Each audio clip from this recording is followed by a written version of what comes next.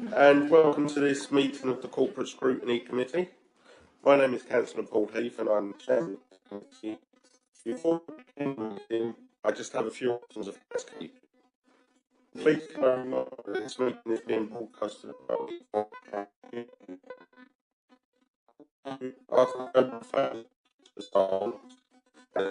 through the meeting. I remind everyone present to turn off their microphones, including myself, when they have finished speaking. We are not expecting a fire alarm test this evening, so in the event that the alarm sounds, please vacate the chamber via the fire exit to the rear of the chamber and install the car park. Please remember the cabinet the meeting is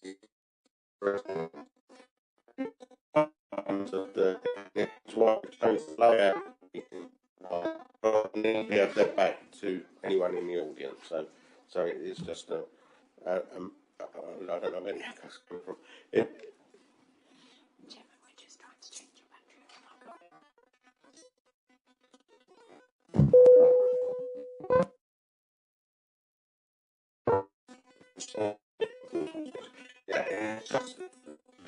It's just for lightness, so that nobody has to back in the audience and stuff wants to find it. When install I don't want to fire to get the council staff just a this.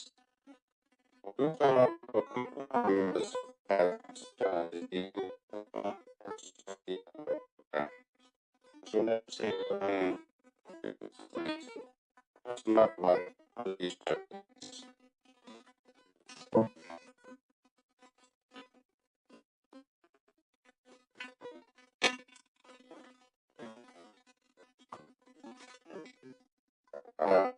I can afford this.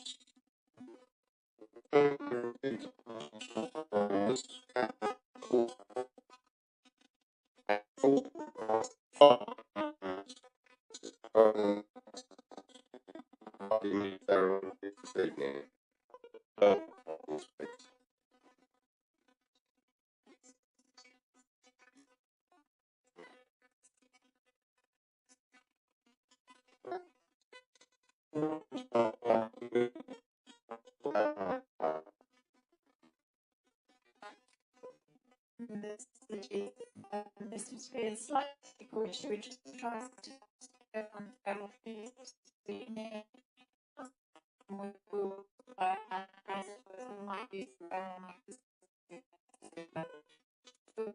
we will try to rectify it as soon as we possibly can. Just going to test the roving mic. Can you hear the roving mic? No, you can probably... Can you hear me?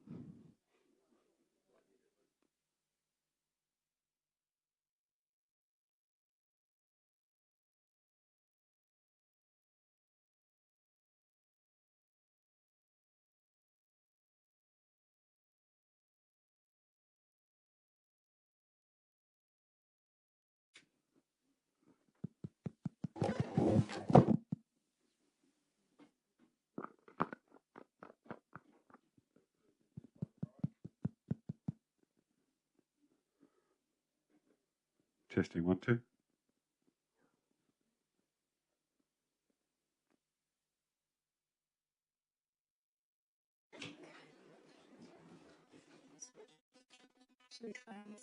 This is one way. Okay. Can I just check that this microphone's now working? Yep, everyone can hear that one. Check.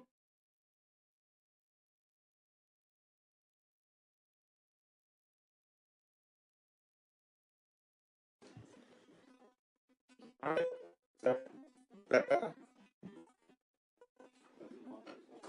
think they're getting feedback again.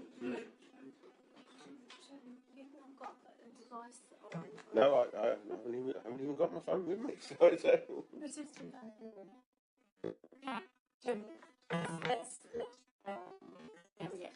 right. Apologies, members. Yes. Were there any further apologies, please? No. Right. If there are no further, I will proceed with item number 2, which is the declaration of interest. Do members have any disposal of pecuniary interest? No pecuniary interest who's declared and interest.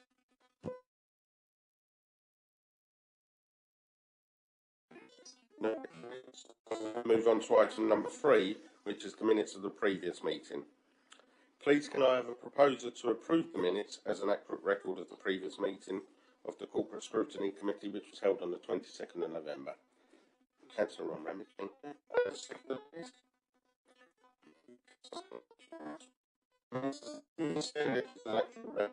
All those in favour, please indicate. That is unanimous. I shall just sign. Right.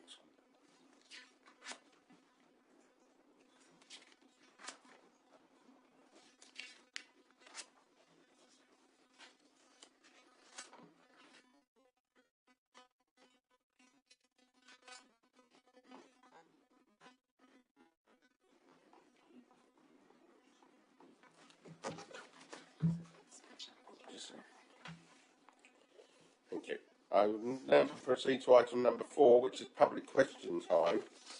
I can confirm that there are no registered speakers for this evening's meeting, so we will proceed to item number 5, which is scrutiny of the Council's budget for 24-25 update.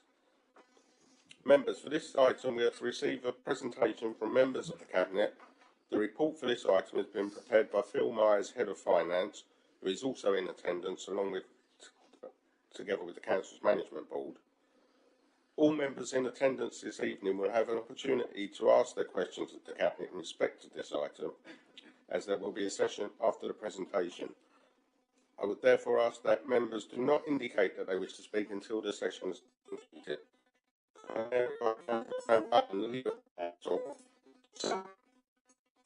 Councillor Button, to set out the presentation. Councillor Button, please. Thank you, Chairman. Oh, no feedback. That's excellent. First of all, Chairman, can I just reiterate the apologies from Councillor Bowers for personal reasons, not here this evening, but hopefully will be here at the main council. The purpose of tonight is to report further to your committee. You may recall that we came here before Christmas with our first thoughts, and this is now proceeding. And you have before you today not only the slides we're going to go through, but you've had the full report, which will be going to Cabinet next Monday, which my colleagues will consider the recommendations to put before full council late next month, well, middle of February. This first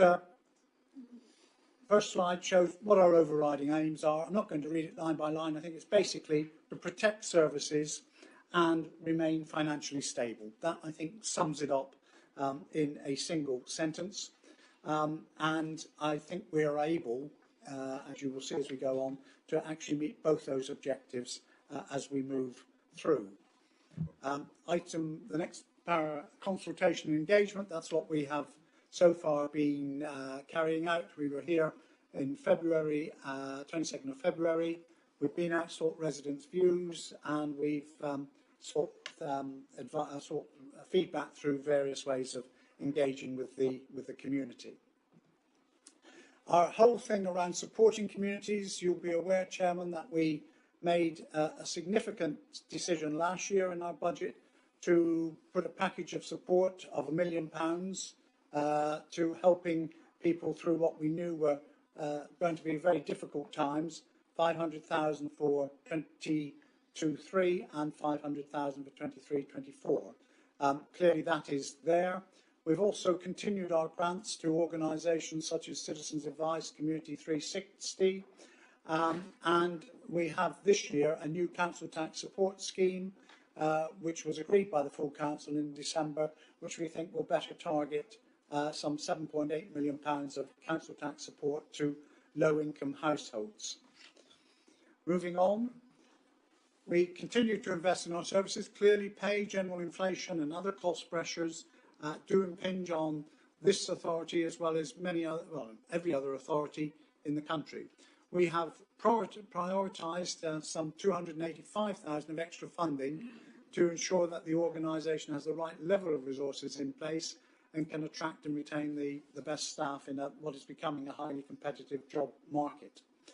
We also are putting funding for extra resources into our customer service centre to be able to respond to customer calls and inquiries promptly. It's always been a key point of this authority that has been something we've been very proud of. We admit there has been a slight dip in that, and we want to rectify that situation. We will continue with the councillor grant scheme for next year. I have to say, Chairman, that there is about £36,000 in the current year which has not been allocated by members. But we do recognise that there are a lot of new members this year who may have taken some time to be able to make the sort of local connections in their community to do that. And so I've agreed with Councillor Mrs Cunningham today that we will allow any unspent money by councillors in the current year to be carried over into 24-25. So hopefully that will take some of the pressure off members trying to get stuff spent in the next few weeks. But can I hope that we won't be here next year with that sort of underspend. It's being put there for members to get out to help the local community. But as I say, you will be able to carry over any underspends this year. In some of the areas, clearly Essex County Council has withdrawn, not unreasonably, from the operational management of the Great Notley artificial grass pitches. We will need to put in some operational management to do that, and that is one of the areas. There will be a small investment, and there are other areas there. An additional 200,000 being allocated to fund the climate change initiatives on top of the previous 624k, which is already delivering against our action plan. And as we said earlier in the year, we will maintain the 89,000 to parish councils under the street scene partnership to keep their local areas looking clean, tidy and well maintained. As far as the capital programme is concerned, I think it's still an ambitious capital programme, but pays full attention to the need to remain financially stable. So there are quite a number of issues there which are in the process either being delivered or are various stages of moving forward, and a total there capital programme of just over 13.5 million. And we're also committed to 1.2 million from Section 106 funds to deliver 4 3G artificial training pitches in Braintree and Witham as part of a joint initiative with Sport England and the school academies. Our budget provides for a further 280,000 to refurbish 4 play areas in Braintree, Civil Hedingham and Witham, and also a further 80k for resurfacing work in 9 other play areas across the district. I think, Chairman, we're collectively as a council very proud of the amount of money every year that we are able to put towards keeping our play areas up to a good standard and a good quality. The disabled facility grants, there will be another £1 million added to the programme using better care funds, and that provides means tested grants to owner-occupiers and leaseholders for heating and hot water installations. We will need, as we grow and there are more houses, more wheelie bins for our properties, and we've put 50,000 aside for that. And also we do propose to update depot facilities for our operational workforce. I think an operational workforce which we're all very proud to have, and I think we need to ensure that they've got depot facilities which are up to scratch. Life cycle investment into the test-up IT is 90,000, and subject to a final business case which we haven't yet had, we have put aside an allocation of 1.2 million to refresh Causeway House. Clearly this was a building which, when it was delivered, was the way most people work. We all know that following COVID, the way in which people use office space, the way in which organisations use office space has changed quite significantly, and we've been working with consultants to see how we might make better use of the space here, which hopefully might well free up other areas which we can then turn into a commercial opportunity. I think here our proposed capital grants are funded through a combination of external grants and contributions, including Section 106, new homes bonus from previous years, capital receipts and reserves. There's been a lot recently about the borrowing undertaken by local authorities and how much borrowing per head of population different authorities have. We have a borrowing requirement which is relatively low anyway at 18.5 million, but actually our actual debt, in other words what we've borrowed of that, is only 8.6 million. And I draw members' attention to the fact that the bulk of that, 5.4 million, is on a PWLB loan at a fixed rate of interest of 2.6%, which actually looks pretty low, well, it is low, well below current rates that we could get. We've made prudent provision for the repayment of borrowing in line with the recent government guidance, and we've set aside a total of 1.2 million in the minimum revenue provision and annual lease repayments.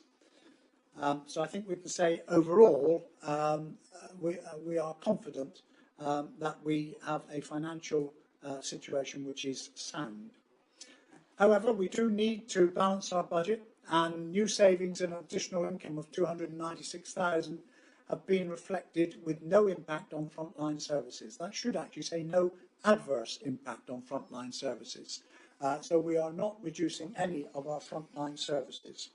Clearly, the change in interest rates, etc., and the improvement in the stock market does mean that our interest and dividends from investing our balances is expected to generate an extra £840,000 worth of income in 24-25. Last year we made a decision around garden waste subscriptions.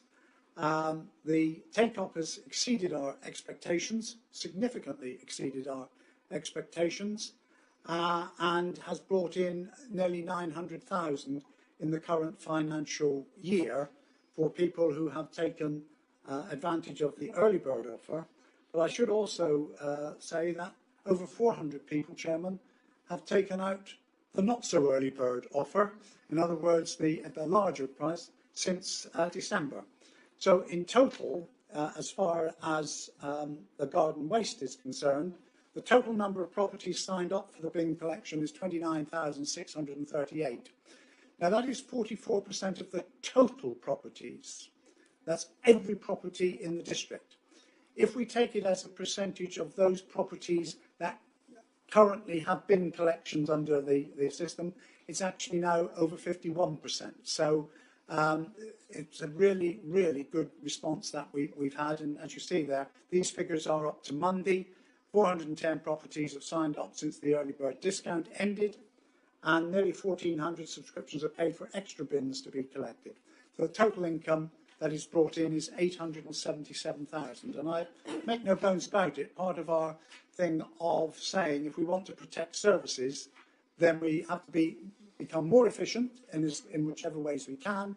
And also we need to think about how we can raise additional income other than council tax. And certainly this has proved a very, very successful way of doing that and protecting our services. In terms of the local government finance settlement for 24-25, the core spending for the council was increased by 5%, and the core spending power government assumes that councils will increase their council tax by the referendum limit, which for this council, Chairman, is 2.99%. New homes bonus has brought in this year another 1.2 million, reflecting the growth of 1.1% over the national baseline of 0.4%. I think we have been very, very good at delivering on housing and helping to play our part in tackling the housing crisis, and also, as members will be aware, the number of affordable homes that we have delivered.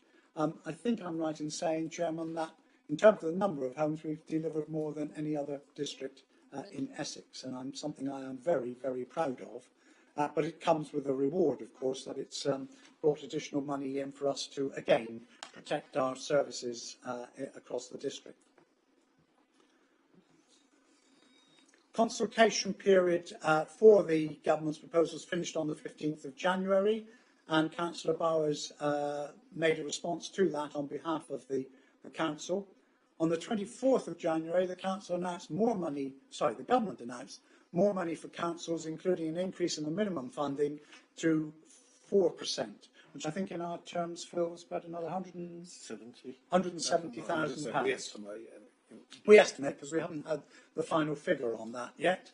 But the extra funding, according to the government, is to be used to address financial pressures not set aside or used on areas that are not a priority. So we are waiting for further detailed, I was going to say guidance, probably instruction is a better word, from the government as to how that will take place. We also understand that local authorities will be required to produce productivity plans by the summer recess, setting out how they will improve performance and reduce wasteful spending. Well, we won't need to do much of a chapter here to reduce wasteful spending because we don't have wasteful spending. However, at the moment, we have no idea, and I venture to suggest that not many people in government have much idea as to what the productivity plans will be. But clearly, we will need to ensure that we are ready to do that, and that will take resource on top of all the other plans that we are required to do. But at the moment, I'm not in a position to give the detail on that because we are still awaiting details from central government. But we do understand that an expert panel is to be set up to look at to advise on the financial sustainability in the sector, which will be based on the productivity plans from each of the 300 odd local authorities. So, in terms of budget and council tax, our budget includes a gross spend of just over 67 million. Housing benefit payments account for 24.6 million, of which we expect to recover 23.9 million of this from government. With our other service income estimated to be 24 million, our net budget will be in the region of 19.4 million. We expect council tax to raise 11.4 million or 60% of the net budget.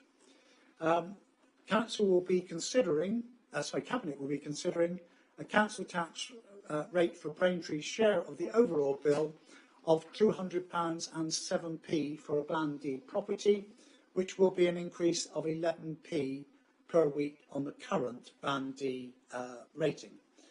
We still expect to have one of the lowest council tax rates in Essex and still be below the Shire district average. I would like to have been able to have made a similar dividend that we did last year to all council taxpayers at £25.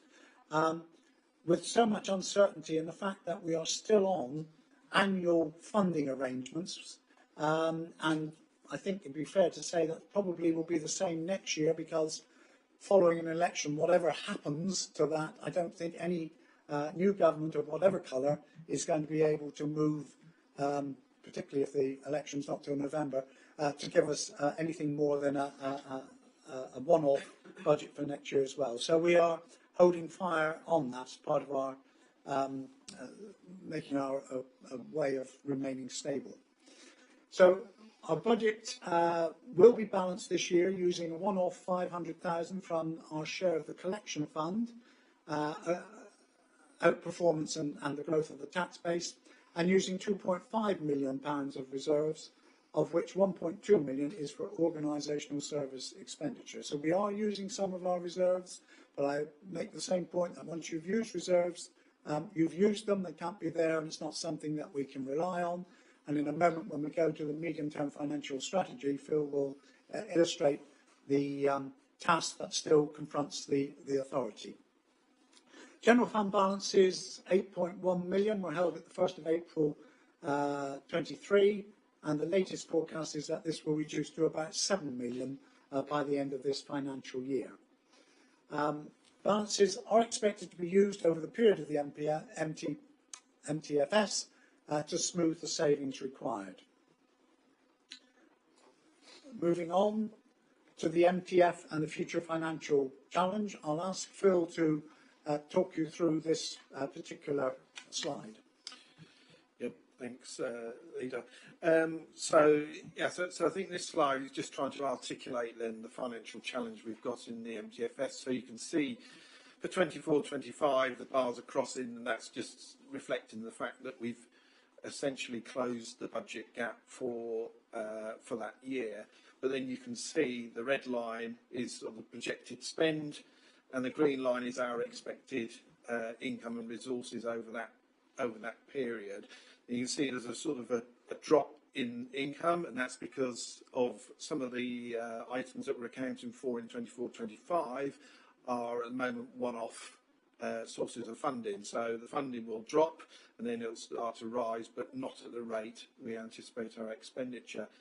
So I think this graph is then just, or this chart is then just trying to illustrate the fact that by the end of the current MTFS period, if we do nothing to address the financial challenge, we will have an ongoing shortfall of around £2.3 million.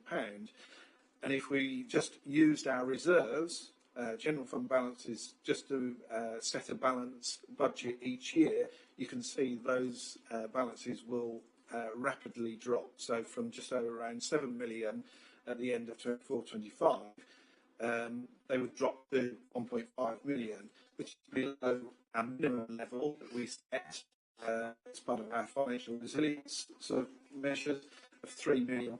So doing nothing is not really an option, and the next slide is then sort of covering off what the plan is in terms of dealing with that structural deficit.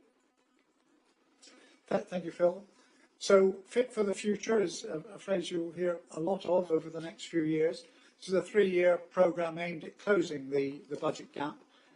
Members may recall from the Corporate Peer Challenge recommendation, there was a recommendation that we develop a well-resourced and smarter transformation programme. That is what we are engaged upon now, and is being led by Suzanne, one of the executive directors.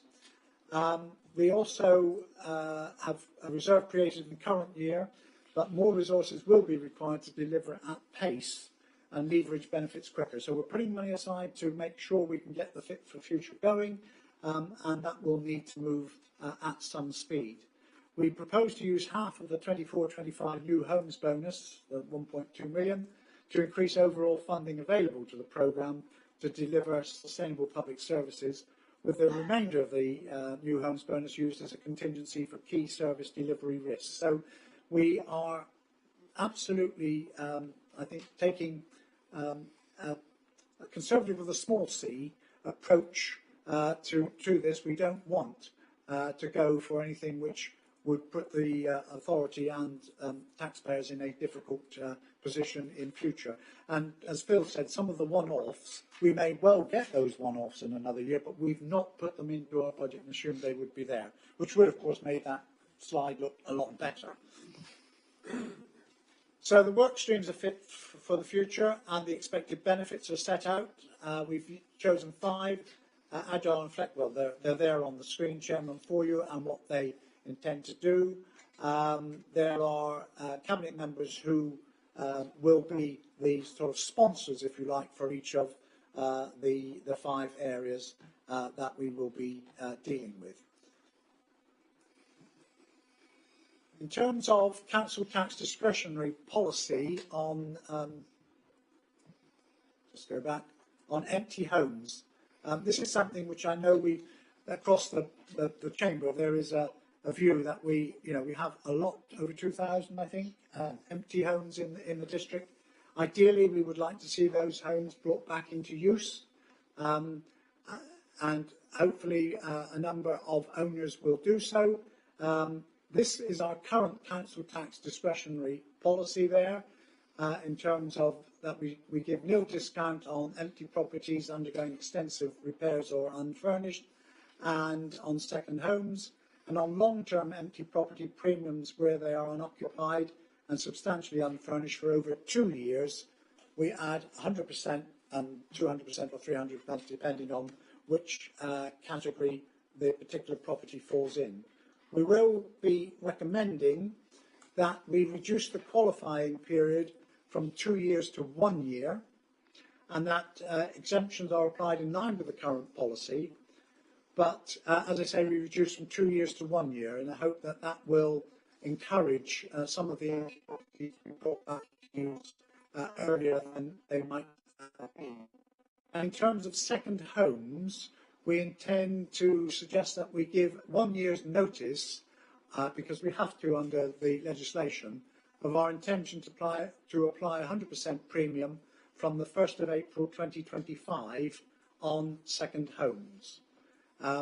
Those, I think, some might regard that as quite draconian, but I think we really do have to recognise that I don't think, and I think most members of council will not think it's reasonable to have so many empty homes when we know that we have over 2,000 people on our waiting list, etc.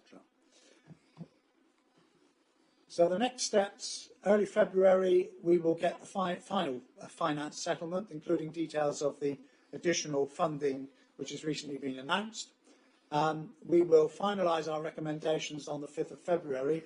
I do need, Chairman, just to raise a slight, because clearly if we don't get the final recommendations from government before then, there may be something between the 5th of February and the 19th of February when it goes to full council that we will need to do, in which case we will need to issue a supplementary paper to full council if that is necessary. But our intention is to then, on the 19th of February, agree the council share of the council tax bill and set the council tax rates, including all the major precepts, Essex County Council, Fire Police and Crime Commissioner, and the local precepts from each town and parish area. Chairman, I've gone as quickly as I could, but hopefully now available for any questions that colleagues might have. Thank you. Thank you, Councillor Allen. Right, and to you, Phil, as well. Thank you. I will commence this section by taking questions from the corporate scrutiny panel first, and I will look to open this section and open it to all members after that. So, members of the committee, please, any questions? Councillor Abbott, please. Thank you, Mr. Chairman. I've got 3 questions. Whilst welcoming the ongoing support to residents and communities on cost of living initiatives, how does the administration justify and detail £1.2 million being spent on this building, particularly in that context of cost of living? 2, a comment first. Welcome the continued support for parish councils via the Street Scene Partnership, which is something which the Independent and Green Group has consistently called for. The administration is pleased, obviously, with its green bin charge take-up, which the leader just described as very, very successful. But again, in the context of cost of living and tackling climate change, is he at all concerned that about half of the people who last year had green bin collections will no longer do so in this coming year? And what measures are in place to monitor whether this impacts on diversion to black bins? And thirdly and finally, Mr. Chairman, it looks like the administration has already decided what it's going to spend the 24/5 new home bonus money on. As a suggestion to the future, could there not be a discussion with all members about what new homes bonus money is spent on, considering it's derived as a result of housing growth across the whole district, affecting all communities? Thank you. Thank you, Councillor Abbott. Thank you, Chairman. Yes, happy to answer.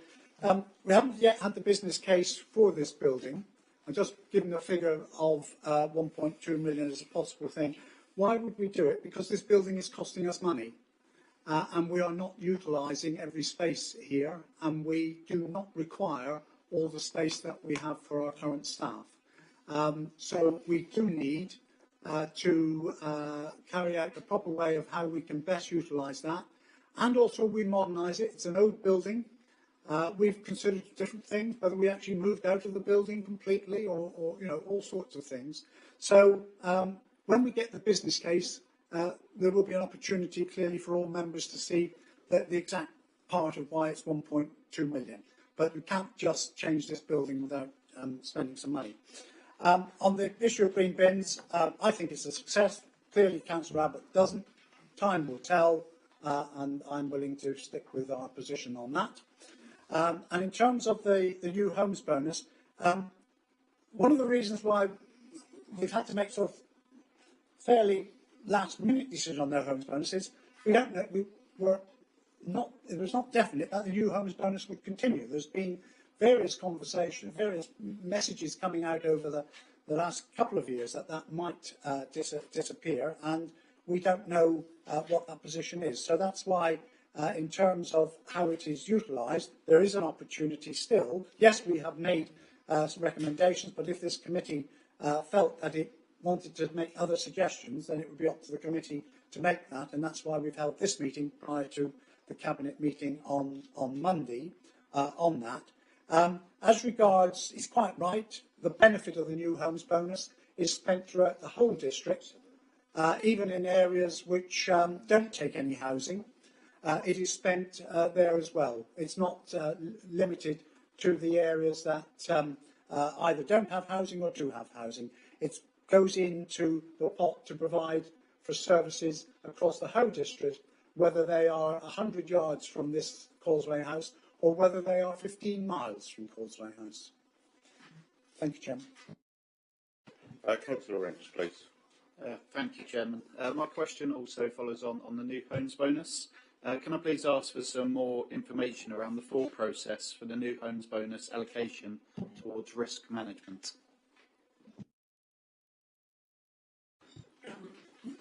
Yes, on the risk management, why we've decided, because there are so many uncertain features. One of them, as I say, we were expecting to have got to a longer term settlement than a year. There are a number of issues which make that difficult.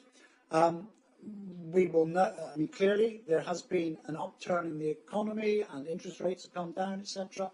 However, members will be aware that there are other difficulties, if I can put it that way, in other parts of the world, such as the Red Sea, which we don't know whether that will have an impact, but could well do, etc. So we have decided to put half of that aside at this moment, partly also because it's come in late.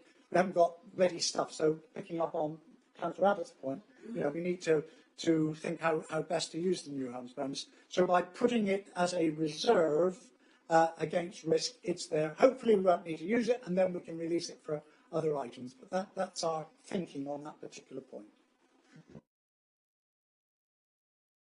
Councillor Williams, please.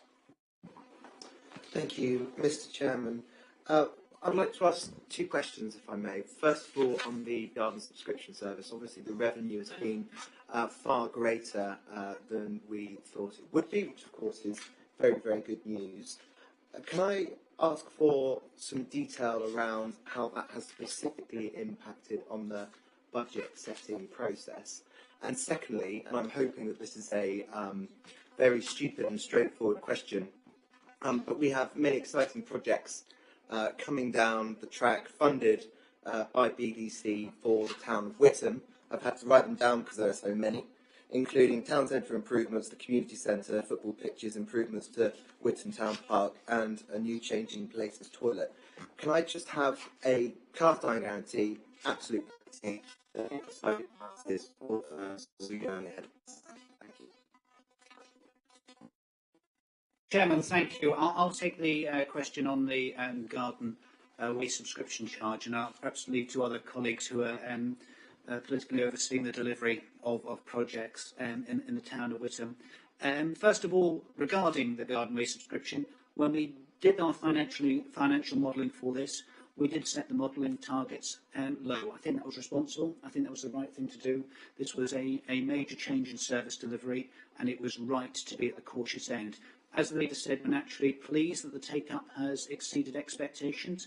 In terms of the overall approach to setting this year's financial budget, the budget for 24-25, I would say welcoming the additional income, but in terms of overall strategy, it's been had a relatively neutral impact on setting the budget.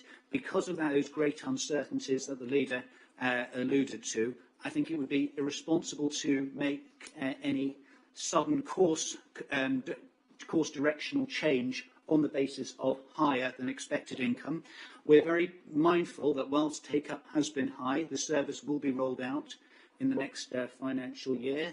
There will be an objective upon the operations team to make sure that rollout is a success. I have every confidence and phenomenal work being done by the operations team, headed up by Paul Partridge. I think we really are ready for that new service rollout. But a key objective will be to ensure retention in the service for the forthcoming year. So I think it would be imprudent to, as I say, to make a change of course in terms of financial modelling based on a higher than expected proceed.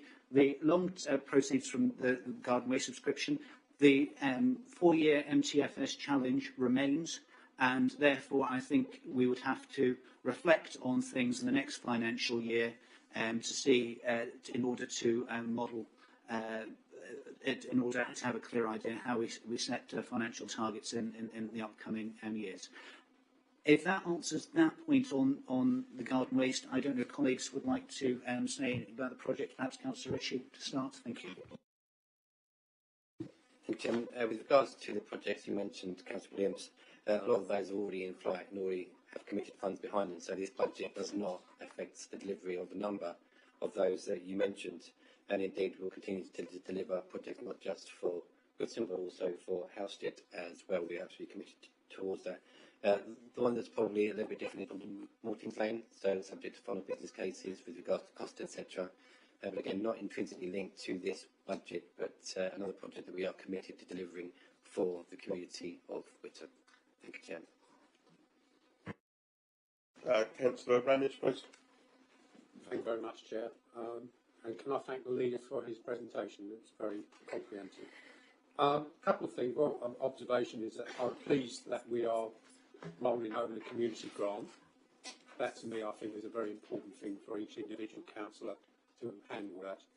And also, I'm very pleased because my grandson goes to the actual academy in Whitton that we are creating an artificial football pitch there, which again is a good thing because there's another one also in the district, I believe, as well.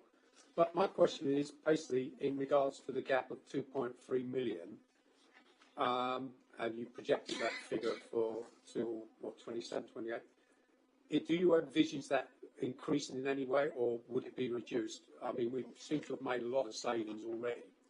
So you kind of think, do you think that's a fair assumption where we're going to be in a few years' time? I'll ask Phil first of all talk about that figure and how it's been done, and then I'll come back on your other point. So I think you're right there that in getting to that 2.3 million, we've had to make a whole sweep of assumptions, and likelihood is they will change year on year. So as you'd be aware, we have that sort of rolling programme of looking at our MTFS every year as part of the annual budget process. So I think based on our sort of best estimates and projections around future, about the future, and some of that future is very uncertain, and particularly around the government funding, I think we've made what I believe are sort of prudent assumptions, but I think likelihood is things will change. But I think that the magnitude of the gap we're projecting there is probably is a challenge that we are going to have to sort of deal with over that period. And what I would add, Chairman, is in Fit for the Future, I think we have to look outside our borders.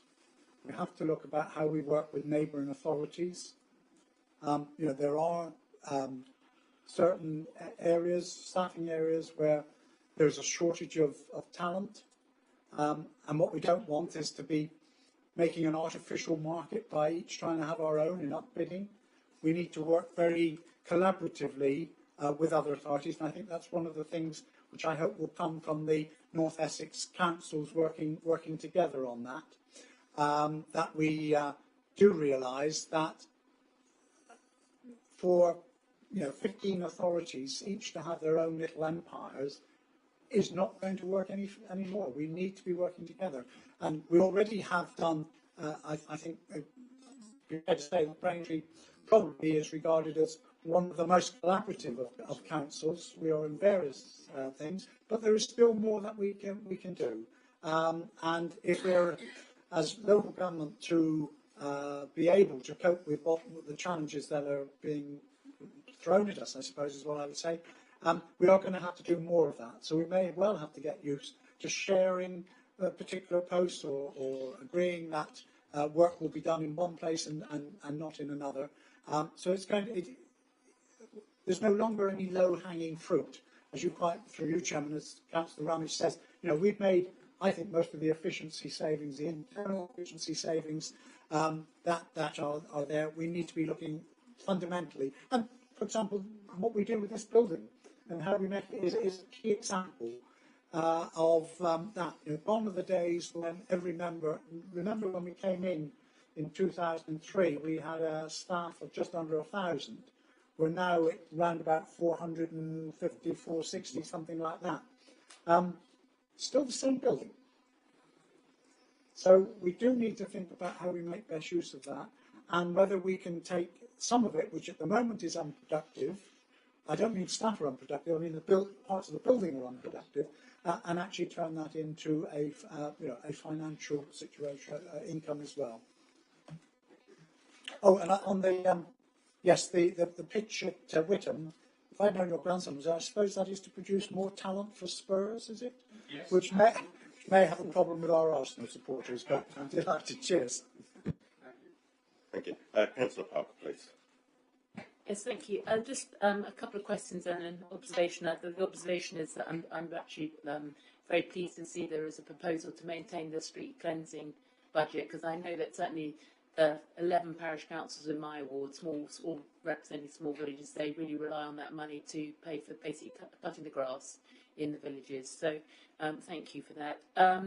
The question is two sort of very small questions. One is I think I read in the press that the government was thinking of increasing the the amount of money they give to councils for rural services, and I was wondering whether that might be something that would be directed to our level of council. And the second question was, I was also very pleased to see the government has finally allowed planning departments to increase the planning fees, which I think is something that's been called for a long time, and will help to make sure the planning departments are self-financing, which is what they should be. And I was just wondering when that proposal, has that come into effect immediately, or will that come into effect, or when will that come into effect? Thank you. I'll ask Phil to deal with the first question about the rural development. Yes, so you're absolutely correct. There is extra money, and that was part of the announcement that was made I think last week. We do get a little bit of rural services delivery grant, so we will get a share of that, probably around about £4,000, but it's on top of what we're currently getting, which is around about £26,000. So we will get a little bit extra, but yeah. Yeah, thank you, Chairman. I'm happy to answer Councillor Parker's question on planning. Yes, I very much welcome the increase in planning fees and charges. Local planning authorities are not allowed to, you're not allowed to make a profit out of planning fees and charges, but the expectation is that you will at least be able to cover your costs. And actually, up until now, that has not been the case, and this will address that shortfall. And they have started. The new regime started already. It's come into effect already. Very much welcome. Thank you, Chairman. Thank you. Any other members of the committee? Councillor Davis, thank you. Thank you, Chairman. Just a few observations and questions, if I may. And I too thank the Cabinet for the opportunity of setting out the budget this evening. So thank you. I'm interested in the productivity plans, and I appreciate there's more information to come from them. I just wondered, is this something to do with the new off-log department? I'm not sure. I know there's new stuff coming out from them, but just wanted to know a bit more about that, please. I wanted to talk about the 1.2 capital spend into Causeway House. And I find myself sort of chiming with previous points that were made. And the note that I've made to myself is about being uncomfortable that in some respects we're taking community capital out to do this, whereas I really think we should be looking at what I consider to be more corporate capital. So we know that this council has a huge asset programme, and are all of our assets liquid? Are there assets that actually we should be disposing of? And it's some of that funding that should go into Causeway House. I am uncomfortable that we've got assets in the village of Sybil Headingham, where only a few weeks ago now I was down at one of the local football clubs that do a vast amount of work for hundreds and hundreds of young children, and yet we've got a new girls team that's starting to play there, one of which actually has just been signed up by a national football club. And I, as the ward member, is saying I'm really sorry about the rain coming through the roof. So I'm just uncomfortable about what I consider to be community capital being spent on this building. It would be quite helpful to have an actual on the amount of money for Wethersfield Asylum Centre. I know that we put the 300k aside at full council, but I'm aware that there are still costs awarded to BDC and more solicitors' fees to come in, and that we're going to take those from balances, or that will be the consideration. But I think a clear understanding as we go into full council of what that figure actually looks like. And finally, I would like to ask on the NEC, the North Essex Councils, and I appreciate it's only a minimal spend that goes in, but what are the benefits of it? And the reason I use this, and members are probably aware of this, about an issue in one of our local authorities with waste collection, if the NEC isn't there for one to support other, then, what are the benefits of it? Because for me, that partner and that collaboration across councils, I think would be really helpful. There are many more questions that one could ask, but that's for us to take back to our groups and to come forward with some debate at full council meeting. But thank you for the opportunity. Thank you, Councillor Bevis. Thank you, Jim. I hope I've collected them off. If you feel I missed something, do through the chairman, please come back. The productivity plan, I can't tell you any more on that because we haven't had it yet from government, but as soon as we have, obviously that will be shared with all members as to exactly what they're intending to do. One point, this building, as I say, there will be a business case that will be coming to Cabinet, and we'll set out all the details, but it is about how can we get more money out of this building, which can then be used for services for people across the district. You're right, absolutely right on the assets. We are currently undertaking an asset strategy to look at all the assets that are owned by this council, those which we need to keep for use, those of which could potentially be used for other community services, etc., and those that we could dispose of and bring money in. So there is currently an asset strategy, review of the asset strategy going on that, and that will be coming forward. Wethersfield Asylum Centre. Yes, you will see there is in the paper a suggestion. At the moment, figures off the top of my head, I think we have so far 200, I'm going to say 240,000, I might not have the tens right, but it's roughly about that amount which has been paid. We won't know the final figure until we receive costs from, I'm looking, Chairman, to Kim Young there, until we receive the costs of the Home Office in respect of the final one. But it is likely to be in the region of around about 350,000 potentially as the overall costs. I think it was something that it was right for this council to do, but as you see, we have said that we need to know when is the time to stop. And in my own personal opinion at the moment, I think we have given them, bear in mind that the government is going to be laying an SDO shortly, etc. We probably would be left fighting on the principle about the use of Class Q, which I think is a very important principle, which would affect every local authority in this country, but no other local authority in this country has come to us and said, thank you for fighting this fight for us. Here's 20,000 towards the costs. And I think, we've probably gone as far as we can on that. I should say there will be information paper coming out about the money that we will receive from the funding we will receive from the Home Office. Some of it we have received in respect of Weathersfield. I just want to make a couple of points because I was at a meeting last night, parish council meeting last night, where a local district councillor almost gave the impression to the audience that, you know, we were millions of pounds in this council and ready to dish out to local communities. Can I just say, we will get a certain amount of money per bed. £3,000, I think, is the amount. That is for the bed. If it's occupied by one asylum seeker or 20 asylum seekers, it's still 3,000. And if the number is reduced, the Home Office, you know, 1,700 is the figure that's been talked about. If the Home Office were to reduce that figure, then that would significantly, depending on how much the reduction in numbers, but that would reduce the amount of money that would come to us. If the SDO goes through, then the possibility is, strong possibility, that Weathersfield will remain as an asylum centre for 3.5 years. That one payment has to last for that 4-year period.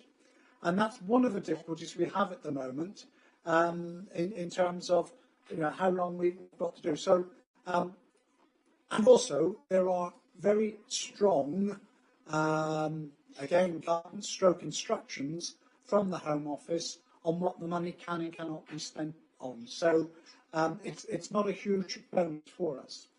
And I would flag up also, if the ownership of the site was to switch from the Ministry of Defence to the Home Office, and we do not know at the moment, you know, there's all sorts of rumours going around, but if it was, it would mean significant extra duties, statutory duties, placed upon this authority. Because at the moment, some of the environmental stuff, etc., we don't do because it's MOD land. If it goes to the Home Office, it then would become our responsibility. And at the moment, I'm not quite sure where we would get either the financial resources or the human resources to carry out some of those functions. So I just want to make that point clear. And the final thing, I can't even read my own writing, I'm afraid. It was about North Essex. yeah, Yes, so North Essex Council. That, I think, as I say, is, which I think I referred to in the answer to Councillor Ramage, is important. We have got to work much closer together as authorities. I think there's a really good view from the leaders of all the authorities, irrespective of their political leadership, that this is something which, quite frankly, we don't have much choice. If we're going to achieve things, we have to work very closely together.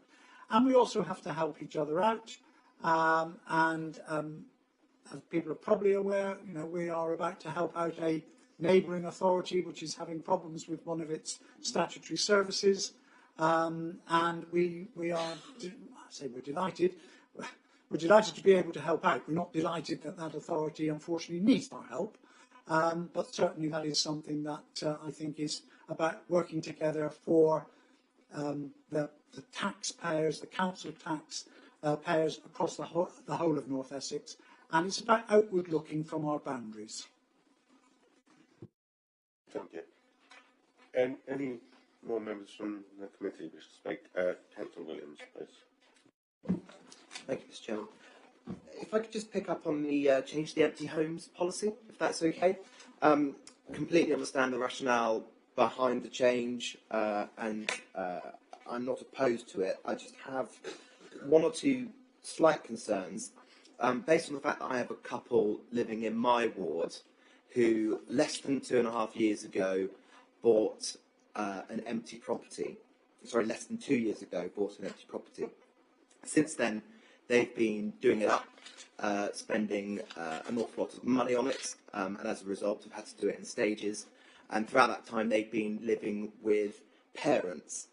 They've now been hit with an increase to their council tax, obviously under the change to this policy. This would have happened a year earlier. It strikes me that, you know, these aren't the sort of people who we should be targeting with this additional charge. They're a young couple trying to do the right thing. They're not multi-millionaires sat on a sort of huge plethora of properties sitting empty across the district. Could you talk me through what safeguards are in place to make sure that we're not targeting the wrong sort of people with this? Can I also have some clarity over whether this whether this charge will apply to the property or to the person? So, for example, if once this policy comes in, I go and buy a property that has been empty for 11 months and 2 weeks, would I be facing an increase in my council tax after 2 weeks because the property's been empty, or after a year if it is still empty because I've owned it for a year? So if we could have that clarity, that'd be brilliant. Thank you. So, put bluntly, Chairman, can I answer it? No, but can I ask Phil to answer the details? So you're correct in terms of the policy applies to the property. So if there are transfers of property and they've been empty, then that does sort of continue through, and that should be part of that process of selling the property. That's part of the disclosures, etc. There are various exemptions, and some of those will be time limited around properties that are being subject to refurbishment, and depending on the extent to which a property is being refurbished, if it can't be habited, then there are sort of exemptions that are available. So there will be certain categories of property that will, properties that may be in probate, etc., will have some exemptions from those charges. So there will be a range of circumstances that where the charge won't be applied, or there'll be a time-limited exemption in place. And just the advice would be, if anybody's in any doubt, to contact the council and talk through what the particular issues are. Councillor Ramage, please. Thank you very much, Chair. There's a couple of other points that I picked up earlier on. Councillor Butler mentioned about sharing, etc., with other councils, and I noticed that we seem to be struggling, for example, getting hold of a building control officer from the point of view of obviously recruiting. That's the way I read it. Also, under the planning area, there seems to be a reduction in what was projected originally. I wondered, is there a reason for that? Is there a slowdown in the building, etc.? And lastly, as far as Mr. Councilman brought up changing facilities in Witham, I think it's the town hall. It did say that, so I wanted to find out, has that actually happened? And if so, when would it be decided when it's going to be finished? Thank you. Thank you, Chairman. Yes, Councillor Ramage. We have actually just very recently recruited building control manager. That particular department, which is quite small anyway, has been under-resourced for a while. It's actually been quite difficult to recruit to, but we now have somebody who is in post, and I'm told has hit the ground running. So that's extremely good. Your second point, I think, was around the rate of build-out. Is that what your big... Projected figure for planning was, yes. I can't remember the figure, was it 300, something like that? I haven't. But it's stated it was underachieved. Yes, right, okay, I'm with you. We expect to make that target by the end of the financial year, which I realise is not very far off now.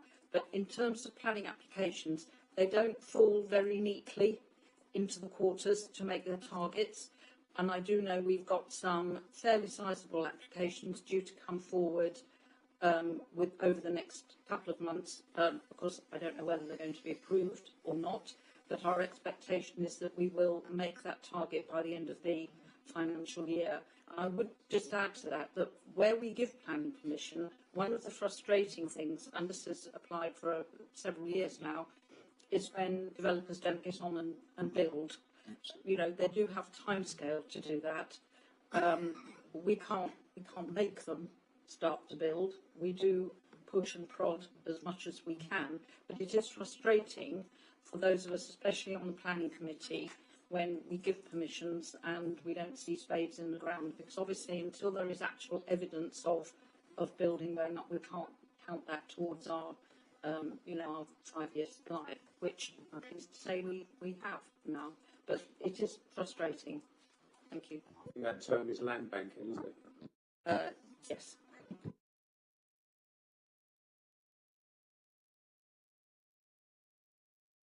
Thank you, Chairman. Just one quick question, if I may, on the capital programme. I'm looking at page 92 of 133, and it was just around the capital spend at Oxford Meadow, Sybil Hedingham, of which I know jolly well.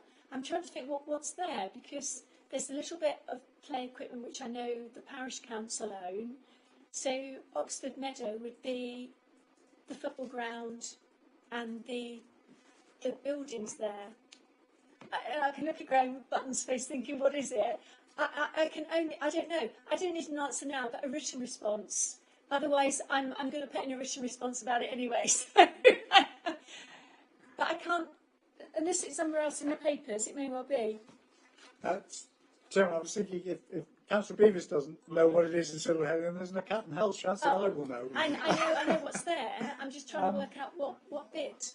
We will get We'll get an answer to that. That would be as helpful, quickly as we because it can. will answer me putting in another question. Yeah, so, fine. yeah, Okay. thank you. Can you just repeat the page number that you referred to? It's page 92. Page 92. Of 133. Right.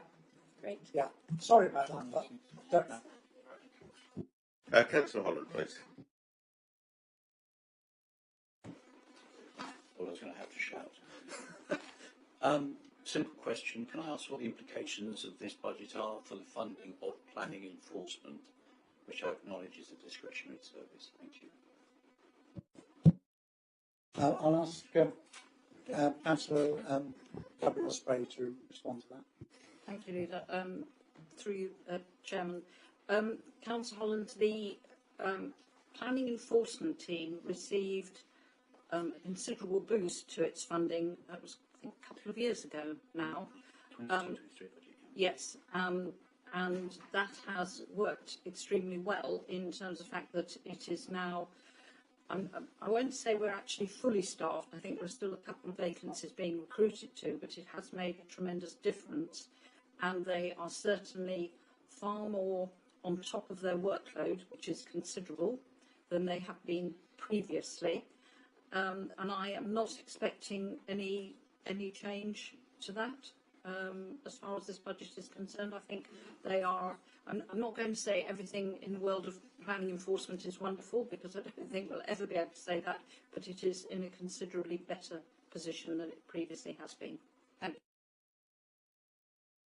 Thank you.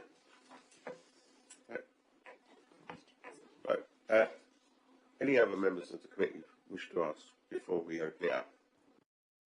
Chair, one question I did ask but didn't get a response was regarding the change of facilities in Wisdom. With your indulgence, I'll happily answer this one. So the plans for the changing places have been queried a few times by Wisdom Town councillors and a clerk from Wisdom Town. They have now been answered. There'll be a planning application coming to committee in the next couple of weeks, and then we can crack on with the works. The funds are secured and have been for a number of weeks, and the attention to that project won't be in danger. Yes, that's actually on the Town Council Committee meeting on Monday. Town Council agenda. Thank you. Colleagues, if I could now open it up to members of the council, please. And could you please indicate so that Emma can bring the microphone around to you. Thank you. Councillor Bart, please. Yes, I'd like to just nail the question which has cropped up a couple of times on the 1.2 million-ish that was suggested might be spent on Causeway House. Now, no one has mentioned, I believe, the fact that this £1.2 million wouldn't only make the building more modern, but it may also, well, would almost certainly produce an additional revenue. I was just wondering, in terms of floor space, what kind of percentage at the minute that we let out and what we use for ourselves. I mean, there is, of course, a benefit in the working process of the council itself and its officers. But that's rather more difficult to quantify, but certainly the revenue would be significant. Yes, while we're slightly hesitating, none of us have yet seen the final business case, but it's the very points that you are raising which will be in the business case of what we occupy and what we don't, and various ways in which it can be done. So the reason we put it in, we did want people to know that we are looking at this building, because we thought we didn't mention it at all. People might say, well, why aren't we looking at this building? So we would have been sort of caught either way. But we will be, business case, any idea when we might do? Right. We'll get some further information out to members, hopefully with a timescale as well as to when we expect the business case to be complete. Okay? Because Suzanne Bennett is leaving now, isn't she? And she's off at the moment, but we will get it done. Yeah. Thank you. Any other councillors, best? No? No? Well, thank you. Before I do close the debate, could I just ask the committee? Sorry, we think we might have the answer. We don't think it's Oxford Meadow, because I've just Googled Oxford Meadow and I can't see a play area there. But my trusty thinks it's Brook Meadow. Oh, it is Oxford and Brook Meadow. Yeah, so it's both play areas. But we will still, Chairman, do it. But yeah, they are the play areas there. Yeah. Okay. Thank you. Is there any other points that any member of the committee would like to raise before I close the debate? Councillor Acker, please. Yeah, just to say that Councillor Butland didn't actually answer my second question about the implications for the take-up of the green bins. He just said everything was fine. I asked the question as to whether the administration had any concerns about half the people who currently use green bins, or did last year, not using them next year, and whether there was any monitoring that's going to be done about whether any of that waste that was not being collected was going to go into black bins. He just said everything's fine. He didn't actually answer those 2 points.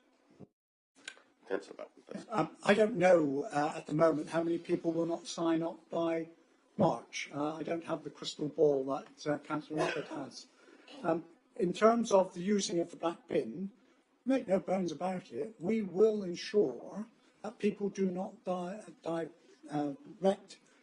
what should be going into green bins into black bins. And I've no doubt, hopefully, he will support us to the very hilt on that. Right, thank you, members. Right. Before I didn't notice the nod of the head, Chairman. But before I ask the notice, could I just add one point? I was very pleased that the Leader of the Council on a number of times actually stated the need for us to all work together in this chamber and work together as a district with our towns and parishes and our neighbours, because to me the corporate safety programme of the other week proves what we can gain by starting off with a small acorn growing into a giant oak of getting for our residents, and I would ask that everybody takes that online, that we are much stronger together than we are divided apart. Right. Thank you, members. And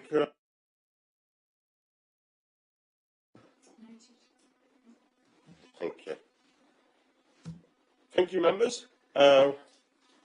Before I proceed with the next agenda item, I would like to thank the members of the Cabinet and the staff for their attendance tonight, and wish you all a pleasant remainder of the evening. You're welcome to stay if you want. You're also free to go. Thank you very much.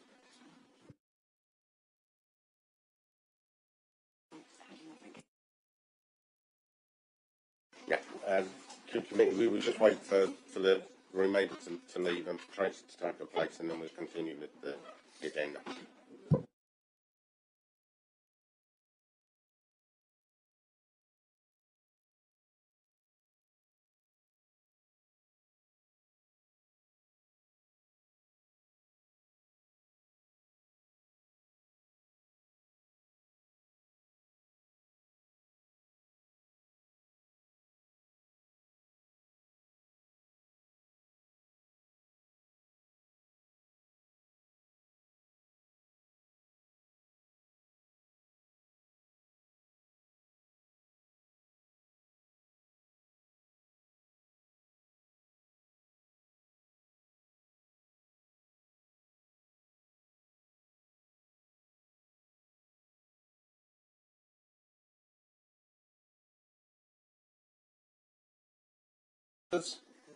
And we will now proceed with item number 6 on the agenda, which is the second quarter performance report. Members, the report for this item is set out on pages 5 to 35 of the agenda and will be presented by Tracy Headford, People and Performance Manager. Tracy, thank you for your patience as always, and please can I invite you to present your report. Thank you, Chair. Good evening, members. Before I present this report, I'm just going to introduce my colleague, Tom Williams. He's our new Corporate Performance Coordinator, and he's going to be taking over from me with regards to the performance reporting. So in future, he'll be presenting the reports to this committee. I won't be disappearing completely. I will still be in the background in support of Tom to begin with. So I just wanted to introduce Tom. So the second quarter performance report that you have in front of you was noted at Cabinet on the 22nd of January. In summary, the report sets out the Council's progress towards our corporate priorities as at the end of the second quarter.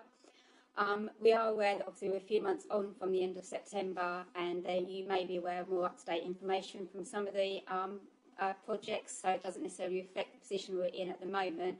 Obviously, future reports will reflect the current position that we are at now.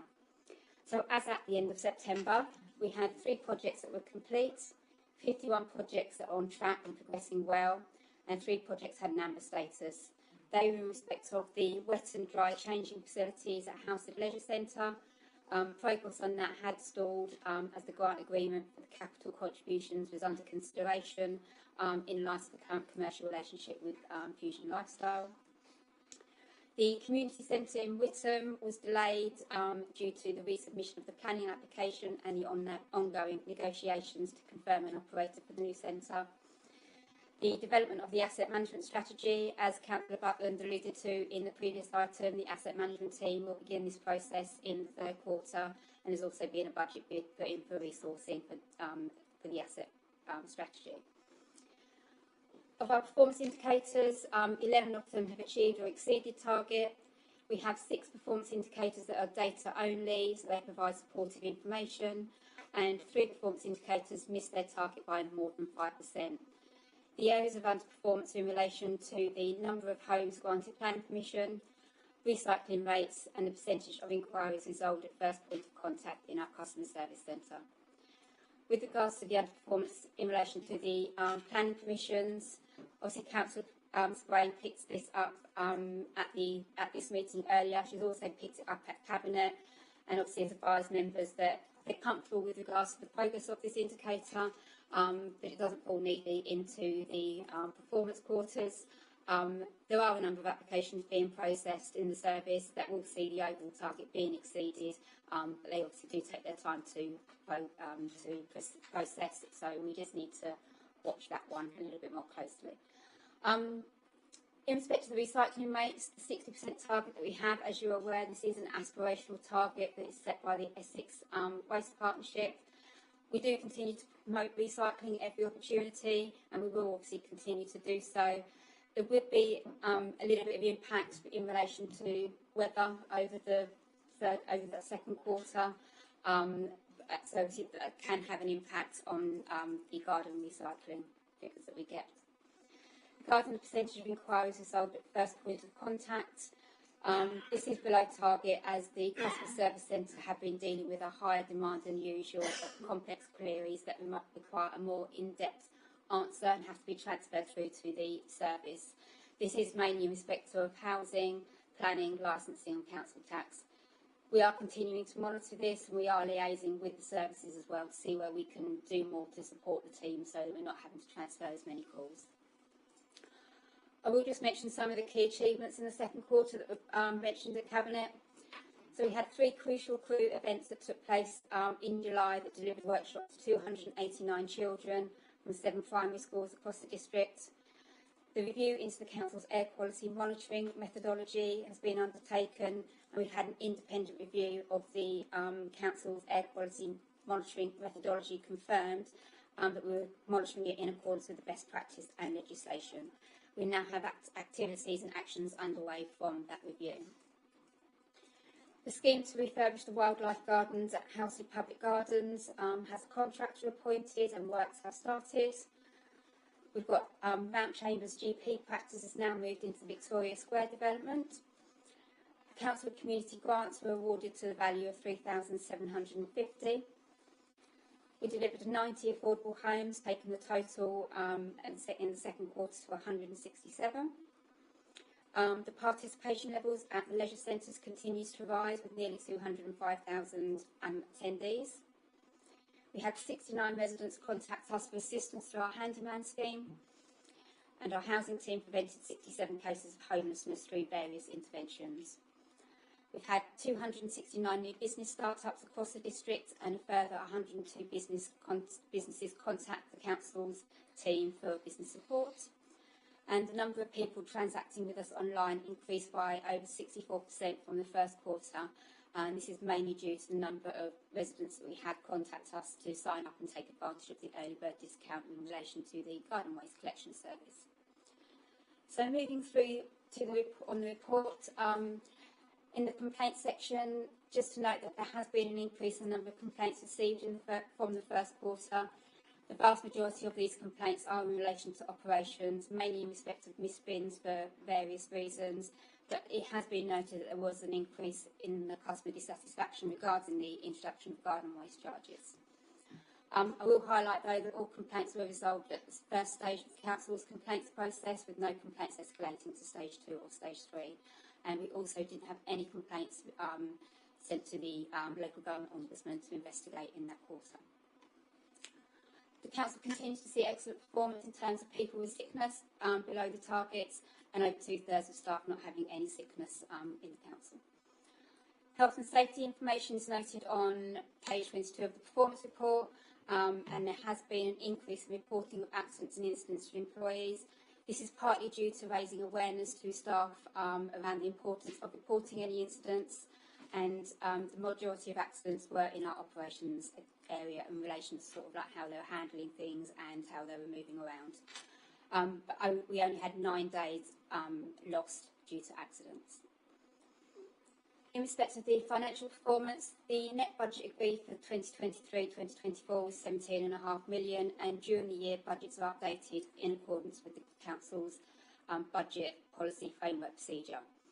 The financial position at the end of the second quarter is the review of the income and expenditure against budget and forecast for the year indicates a net overall negative variance of 6,000.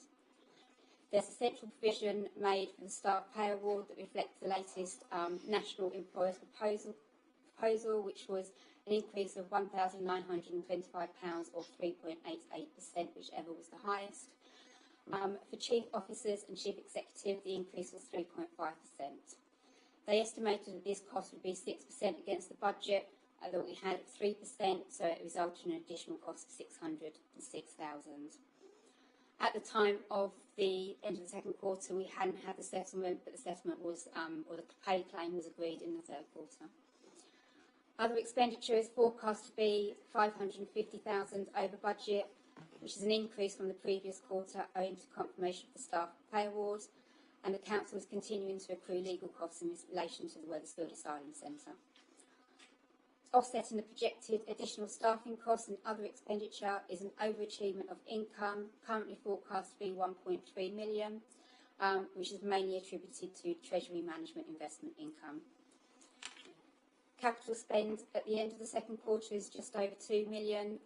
It's incurred on the Disabilities Facilities Grant Programme, planned property maintenance, community facilities and IT. Currently there's an estimated positive variance against the capital projects of 119,000. And lastly, the estimated movement on the general fund allocated balances is a net withdrawal of 1.13 million. 1.13 million. Get that right? That's the end of the report. Happy to take any questions. Members, please. Councillor Bradley. Thank you, Chair.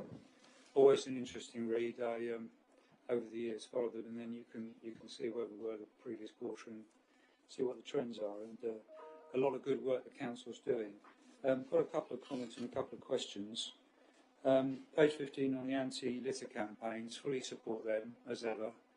But I'm not sure we fully capture the state of some of our rural villages, and particularly also the A12, bit of a hobby horse of mine, but it is disgraceful. I know it's not the council's fault, it's the fault of the very irresponsible people who do it, but the A12 is like a linear landfill all the way along, rubbish on the verges, so just flagging that up. Secondly, the recycling performance, although it hasn't reached the 60% target, is actually better than it was before, so that's good, over 50% again, and long may it stay. But obviously we're going to have to keep a close watch on, as you said, what impact the changes to green bins may make on that. On page 31, the Wethersfield costs, the leaders confirmed that we're looking at circa an overall cost of £350,000. He said in the previous item that he thought, and I quote, it was the right thing for the council to do, but the council as a whole never had a discussion on that. So I'm just flagging that up. Those of us who are not members of the administration never had a discussion on whether we should spend £1/3 of £1 million on that issue. And fourthly, my question, on page 16 it says about a large renewable energy project, which sounds very exciting potentially. Again, very similar question really. When will the rest of us get to hear about this, where it is, what it involves? It's a sort of tantalising comment there in the papers without saying what it is. Thank you. So yes, in relation to the large renewable project that they're referring to, obviously we will be bringing further updates and information regarding that in future quarterly reports. So I haven't got an update for you at the moment, but obviously that we will be reflecting progress in respect of that in future reports.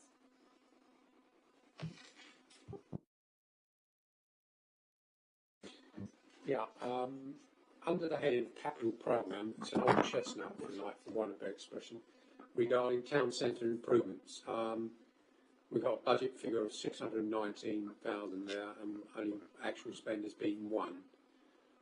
It's projected to remain, expected to be remain until 23-24. Do we have an update where we are with this? Because it seems to be going on and on and on, and yeah, we want to know where we're at. Thank you. Okay, so as I've said previously, obviously this report does only go up to September. There will be further updates that will come in further reports. I don't know whether or not Phil is able to sort of give any indication at this time, but otherwise we will, obviously there is spend going on in those areas, but a lot of the work that's going on at the moment is around the planning and the preparations for that. So. Could I also come back on the Waltings Lane Community Centre as well? Is it a similar situation? Because that again is something that seems to be hanging on and not being dealt with. Okay, I've just been given the nod. I think Dom's going to answer that one, so I'll pass over to Dom. Thanks, Tracy. So happy to update, actually, also happy to update on the town centre project, if that's helpful. So I think at this point of this quarterly report, we were finalising details and contracting with our potential contractors on the Worcester Manchester projects. There will be subsequent updates, frustrating updates, I'll admit, on progress in future, which is related to the negotiations we are having with Essex County Council around licences for the works on the high streets, but that will be in future updates. Mortings Lane, again, I think at this time were seeking potential occupiers for the site. That was a process that took a lot of time, but we're very confident that we'll be able to update much more positively about that certainly in the Q4 report.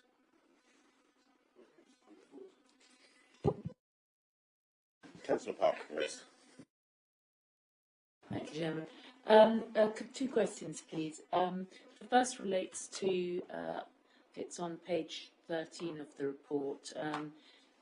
We have a target of project actions carried out in partnership with others, and that is, this item is continue to facilitate the delivery of a purpose-built medical centre in Civil Headingham with a target date of October 2023, which is we're listing that as green.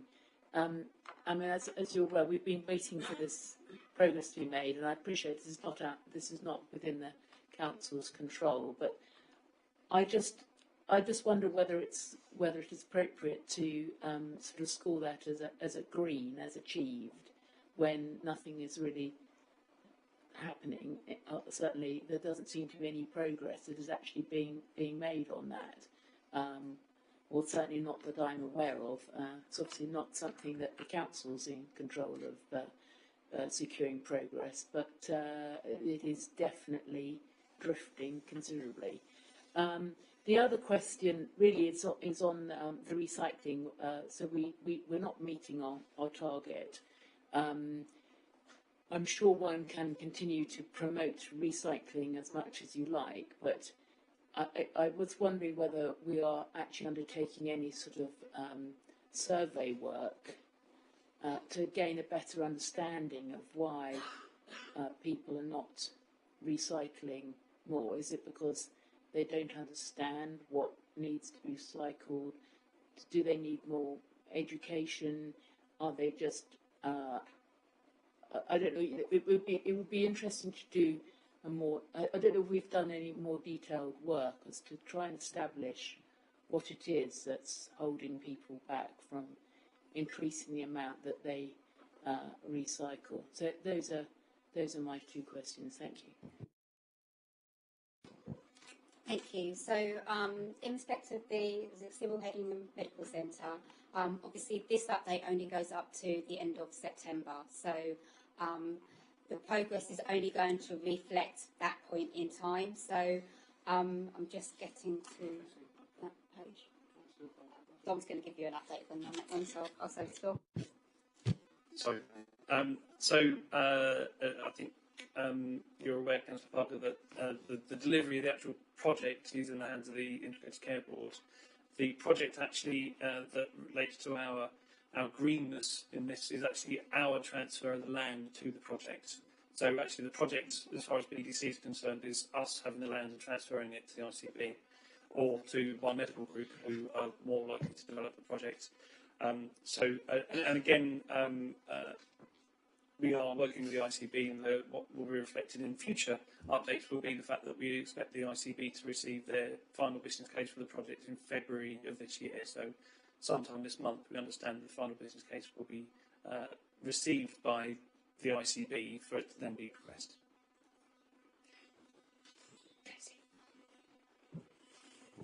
Kerry's going to answer the question as well regarding the recycling. It's like in it, or being in terms of survey work, it's actually, there's a whole load of work that goes on. We've got a team in the operations department that is dedicated to looking at how we can increase recycling across the district. So that could be it could be a range of campaigns. It could be about looking at the composition of what's going into black bins, and if there's anything specific in there, and looking at trends. There's a whole range of stuff that we do.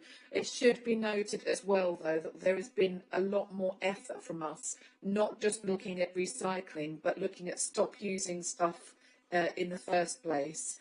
So reducing first, and then reusing, so they wouldn't necessarily, it wouldn't go in our recycling, but it might be being reused for something else. So it's a lot more complex piece of work now. It isn't just kind of one reason why people don't recycle, but it is something that we are working on both internally as an organisation, but also working on across the Essex Waste Partnership. And there is an awful lot of work going on with the Essex Waste Partnership at the moment to look at what that strategy looks like for the future, and how we can look to increase recycling even more than it is now.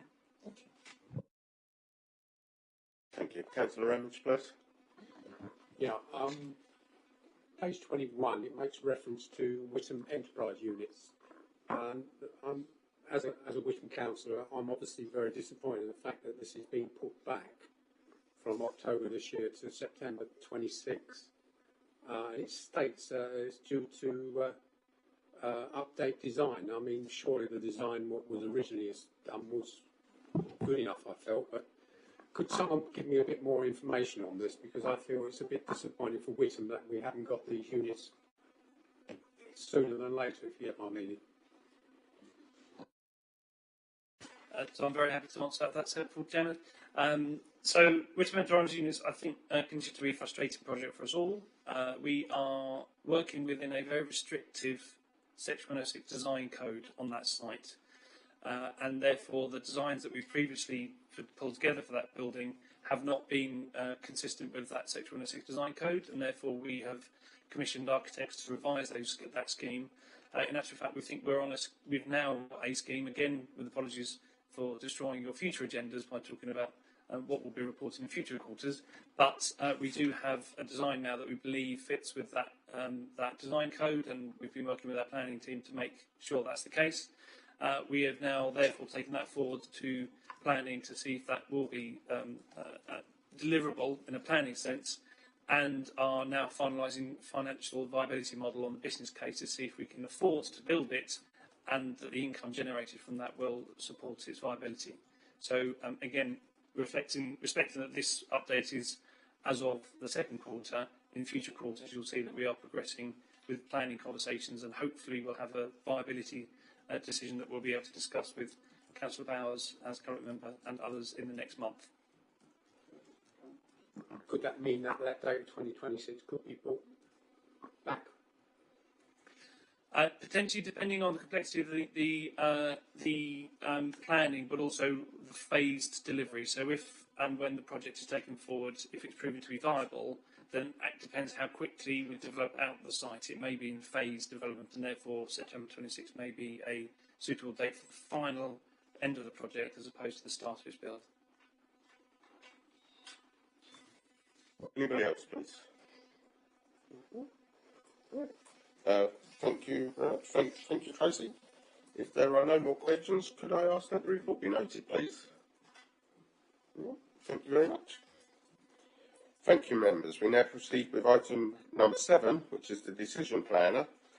Members, we are asked to note the decision planner for the period the 1st of February 2024 to the 30th of April 2024.